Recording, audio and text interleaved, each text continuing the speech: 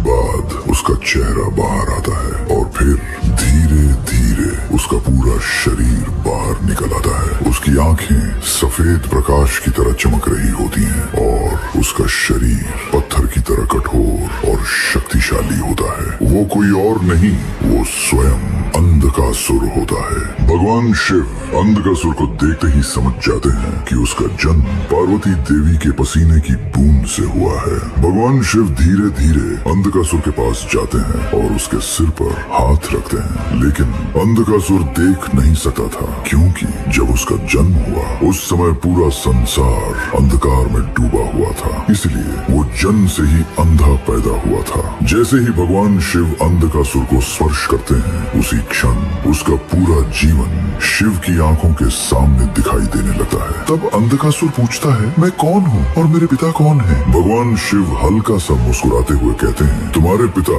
हिरण्याक्ष हैं, चलो मैं तुम्हें उनके पास ले चलता हूँ। फिर भगवान शिव अंधकासुर को लेकर हिरण्याक्ष के पास जाते हैं और कहते हैं, हिरण्याक्ष तुम संतान चाहते थे ना, ये लो तुम्हारा पुत्र। ये जन्म से ही अंधा है, इसलिए आज से इसका नाम अंधक होगा। ऐसा कहकर भगवान शिव अंधकासुर को हिरण्याक्ष को सौंप देते हैं। हिरण्याक्ष तुरंत अंधक को प्रेम से गले लगा लेता है और उसी क्षण अंधकासुर अपना सारा अतीत भूल जाता है और हिरण्याक्ष के पुत्र की तरह रहने लगा है। इस तरह हिरण्याक्ष अंधक को बहुत प्रेम से पालता है और उसे सभी विद्याएं स्वयं अपने हाथों से सिखाता है। ऐसे ही कुछ वर्ष बीत जाते हैं और अंधकासुर एक अत्यंत शक्तिशाली योद्धा बन जाता है। एक दिन हिरण्याक्ष अंधकासुर के पास आता है और कहता है, मैं एक दिव्य कार्य के लिए जा रहा हूँ, जब मैं वापस लौटूंगा तब इस राज्य का राजा तुम्हें बना दूंगा। ऐसा कहकर वो वहाँ से चला जाता है। ये हिरण्याक्ष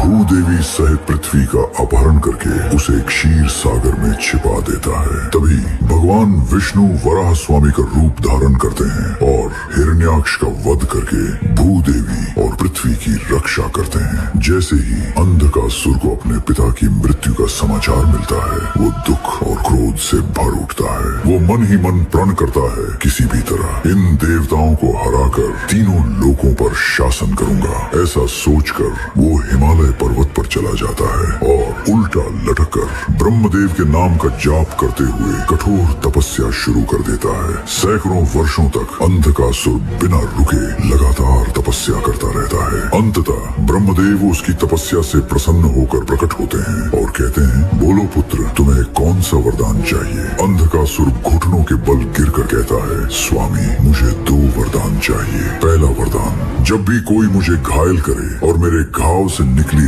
रक्त की बूंदें जमीन पर गिरें, तो हर एक रक्त की बूंद से मेरे समान शक्तिशाली एक और अंधा पैदा हो जाए। ब्रह्मदेव हल्का सा मुस्कुराते हुए कहते हैं, तथास्तु। अंधकासुर क्रूरता से मुस्कुराते हुए कहता है, और मेरी दूसरी इच्छा, मुझे अमरत्व चाहिए। ब्रह्मदेव सिर हिलाते हुए कहते हैं, नहीं, अमरत्व देना संभव नहीं है, लेकिन तुम अपनी मृत्यु स्वयं चुन सकते हो। बताओ तुम्हारी मृत्यु किसके हाथों हो? अंधकासुर जोर जोर से हंसते हुए कहता है, जिस दिन अपनी ही माता को देखकर मेरे मन में काम वासना उत्पन्न होगी, उसी दिन उन्हीं के हाथों मेरी मृत्यु हो।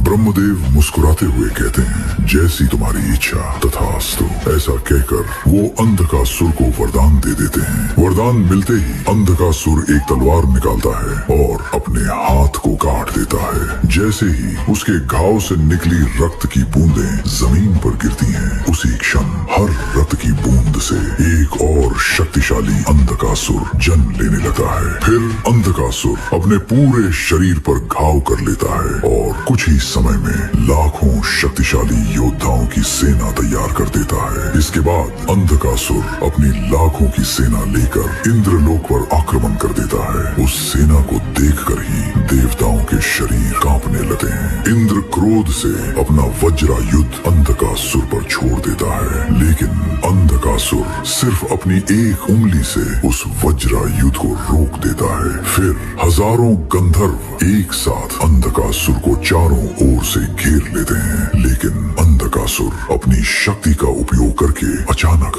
बहुत जोर से गर्जना करता है। उसकी उस एक गर्जना से ही सभी गंधर्व हवा में उछल जाते हैं और अगले ही के सिर एक साथ फट जाते हैं। आकाश से उनका रक्त बारिश की तरह अंधकासुर के शरीर पर गिरने लगता है। अंधकासुर क्रूरता से हंसते हुए कहता है, क्या इस इंद्रलोक में कोई ऐसा वीर है जो मुझे रोक सके? इंद्र डर से कांपते हुए सोचता है, मैं भी इसे नहीं रोक सका। ऐसा सोचकर वो वहाँ से भाग जाता है। इस तरह अंधकासुर इंद्रलोक पर अधिकार कर लेता है। उसके बाद अंधकासुर भूलोक के सभी राजाओं को हराकर भूलोक का भी स्वामी बन जाता है। फिर वो पाताल लोक में रहने वाले सभी राक्षसों और नागों को हराकर पाताल लोक का भी राजा बन जाता है। इस प्रकार कुछ ही वर्षों में अंधकासुर तीनों लोकों का अधिपति बन जाता है। इंद्र डरते हुए ये बात विष्णु और ब्रह्मा को बताते हैं। तब भगवान विष्णु एक बार अंधकासुर को देखते हैं और तुरंत समझ जाते हैं कि वो वास्तव में कौन है। भगवान विष्णु हल्का सा मुस्कुरा कर कहते हैं, इस अंधकासुर को रोकना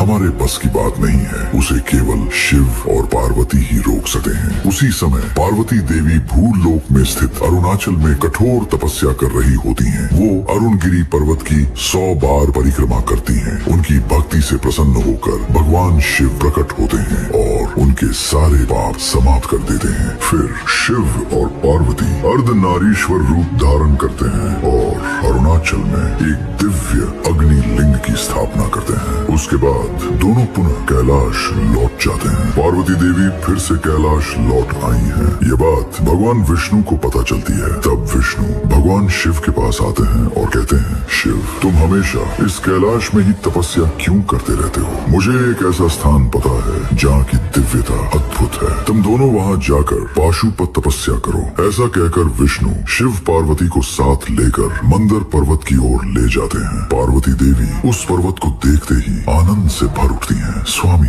ये पर्वत कितना सुंदर है। ये फूल, ये झरने, ये सरोवर, सब कुछ कितना अद्भुत है स्वामी। हम भगवान शिव हल्का सा मुस्कुराते हुए कहते हैं, पार्वती, तुम्हारी इच्छा ही मेरी इच्छा है। फिर दोनों वहीं बैठकर तपस्या शुरू कर देते हैं। उधर अंधकासुर के मन में विवाह करने की इच्छा उत्पन्न होती है।